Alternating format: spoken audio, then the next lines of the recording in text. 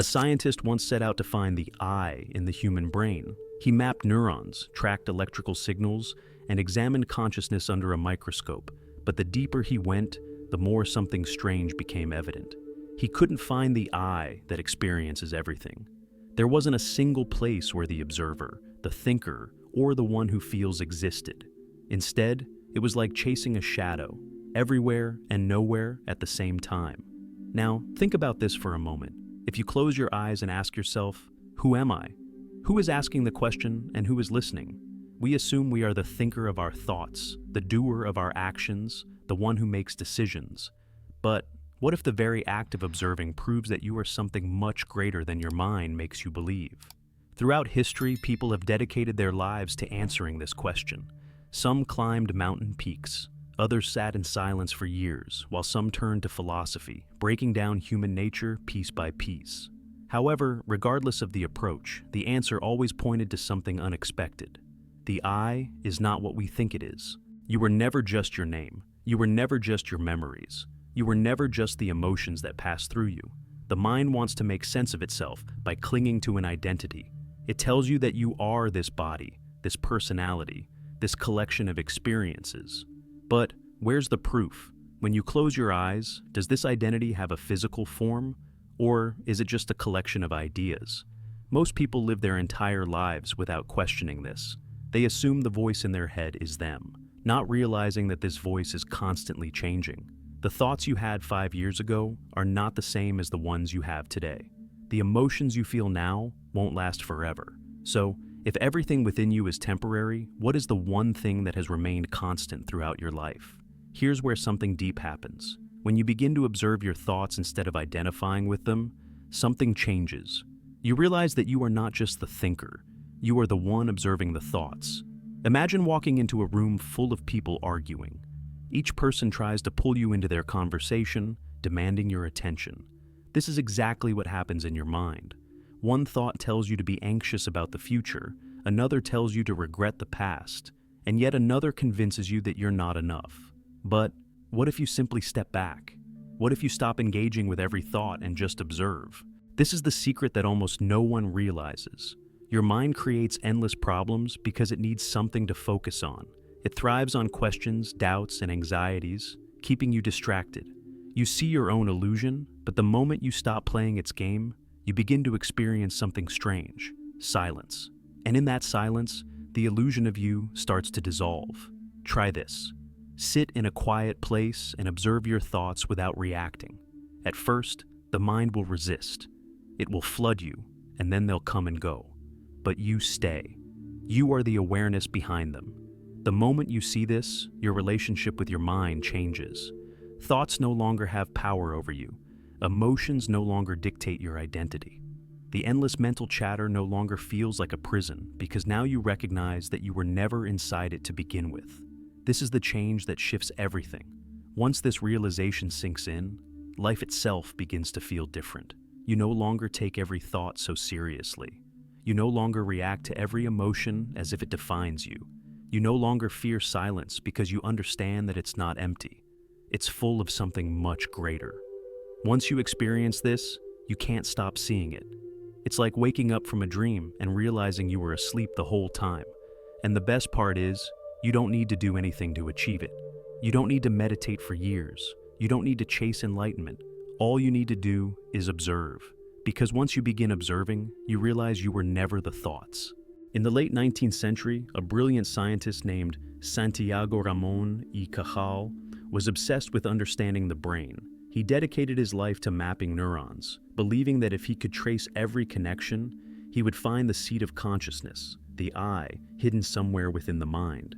But no matter how deep he went, there was no core, no center, no final you to find. This isn't just a scientific mystery, it's something that all ancient wisdom traditions have hinted at for centuries. The idea that we are a fixed self is such a deeply ingrained illusion that most people don't even think to question it. Imagine two people sitting in a cafe, both drinking coffee, both experiencing the same moment. One is completely lost in their thoughts, lamenting something they said earlier, worrying about the future, replaying old memories. The other is simply observing the taste of the coffee, the warmth of the sun, the soft murmur of people talking in the background. They're in the same place at the same time, but living in completely different realities. One is trapped inside their mind, the other is just here.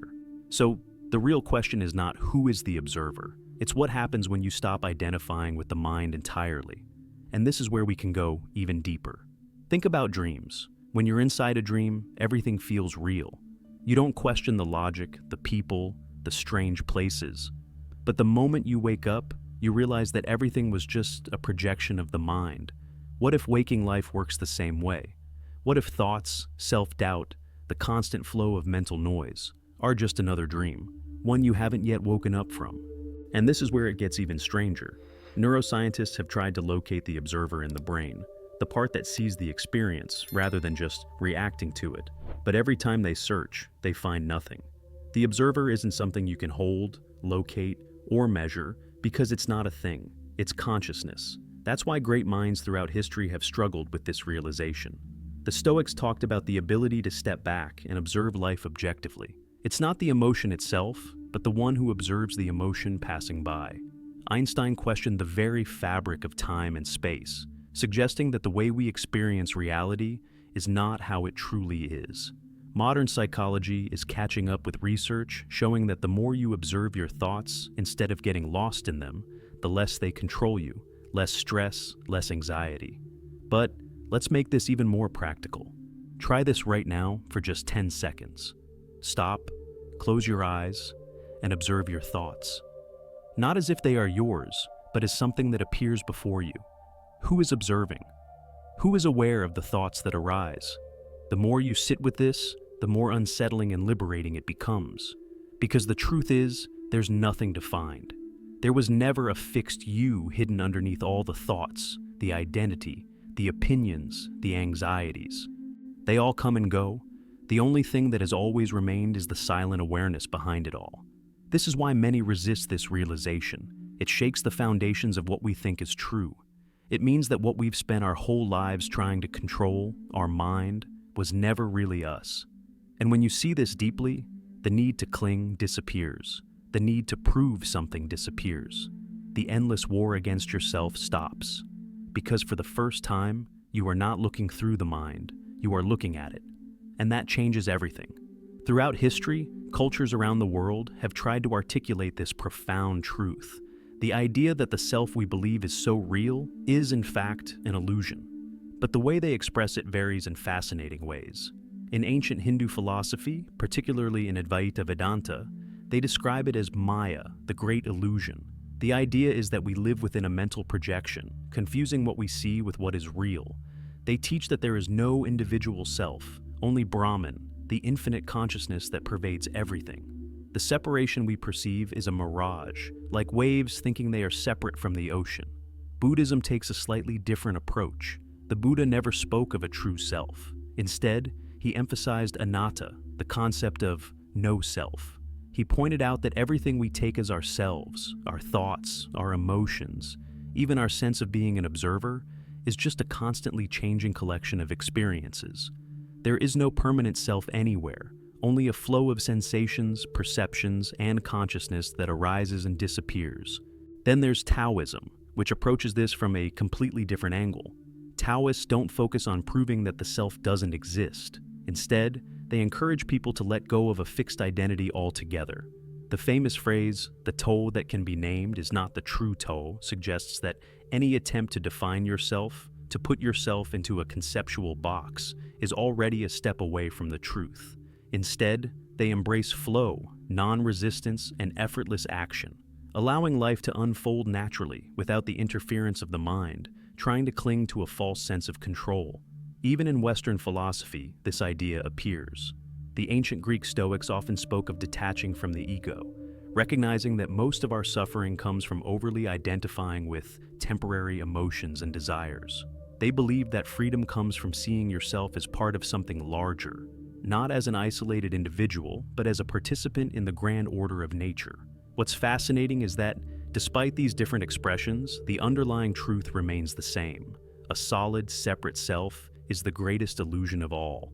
Let's see how language itself reinforces this illusion. We don't realize it, but the way we use words and structure our sentences is built around separation and identification. Every sentence in most languages is structured around a subject and an object, a doer and a thing that is done. For example, we say, "I am thinking," but what if the thought is simply occurring? The structure of our language forces us to place a self in front, as if there is a thinker separate from the thought itself. Our language locks us into the illusion that we are the owners of these experiences, that they belong to us, that we are in control. In some ancient languages and indigenous cultures, the way they speak doesn't assume a separate self like modern languages do. Instead of saying, "I am walking," they might say something closer to "walking is happening." Instead of "I see the sky," they might express it in a way that acknowledges the connection, like "the sky is seen." This might seem like a small detail, but words shape thought, and thought in turn shapes our perception of reality. Finally, here's a real-world experiment you can do to see this illusion for yourself. Find a quiet place, close your eyes, and simply observe your thoughts as they come and go, without labeling, without analyzing. Just observe. Who is observing? Where is the observer? Do the thoughts belong to you, or do they just appear from nowhere?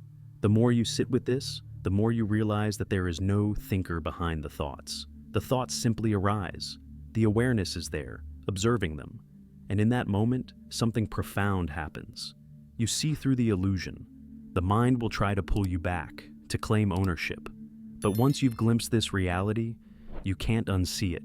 The observer is observed, and the illusion begins to crumble.